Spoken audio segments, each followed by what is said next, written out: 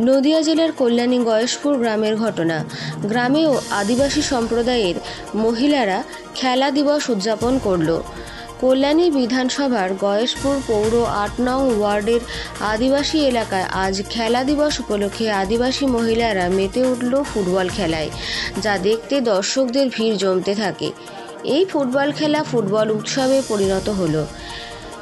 একদম নাচের তালে তালে মাঠ দাপিয়ে বেড়ালো বল নিয়ে। খেলাটি আদিবাসী সম্প্রদায়ের মানুষদের মধ্যে, এই পাড়ার বৌমা এবং পাড়ার বিয়ে হয়ে যাওয়া মহিলা দুই দলের মধ্যে এই খেলা অনুষ্ঠিত হলো।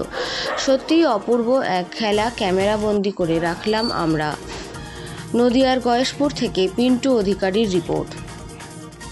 আজকে হচ্ছে যেহেতু আজকে মেনলি খেলা দিবস, সেই দিবসটাকে আমরা একটু ভিন্নভাবে পালন করতে চলেছি। আজকে যেহেতু আমাদের রাজ্যের মুখ্যমন্ত্রী নিজে স্বয়ং আমাদের মহিলা এবং আমাদের পাড়ার মহিলাদেরকে সম্মানার্থে আমরা আজকের এই খেলা দিবসকে উদযাপন করছি। এবং এই খেলা আমাদের গত ৩ বছর ধরে হচ্ছে। মেইনলি এখন যে খেলাটা হচ্ছে, পাড়ার বৌমারা এবং যারা পাড়ার মেয়েরা ছিল তারা এখন বিবাহ সূত্রে অন্যত্র আছে, তাদের মধ্যে মেইনলি এখন কম্পিটিশন হচ্ছে। যেহেতু মাঠটাতে খুব একটা মানে রহস্যজনক খেলা, একদম আকর্ষণীয়। আপনারা দেখতেই পাচ্ছেন কতজন দর্শক এখানে সামনে আমাদের মেল ফিমেল বোথ জেন্ডারের মধ্যেই আছে। এবং পাড়ার মহিলারাও বিশেষ করে এই দিনটার জন্য সারা বছর ধরে অপেক্ষায় থাকেন।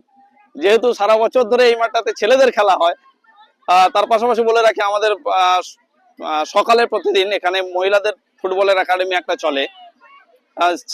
যেহেতু আমাদের এখান থেকে আমরা সবসময় চাই যে কি ছেলে কি মেয়ে কারো মধ্যে আমাদের যেন ভেদ না থাকে, সমান অধিকার যেরকম ছেলেদের সেরকম আমাদের মহিলাদেরও সমান অধিকার দেওয়া উচিত, প্রায়োরিটি অবশ্যই দেওয়া উচিত।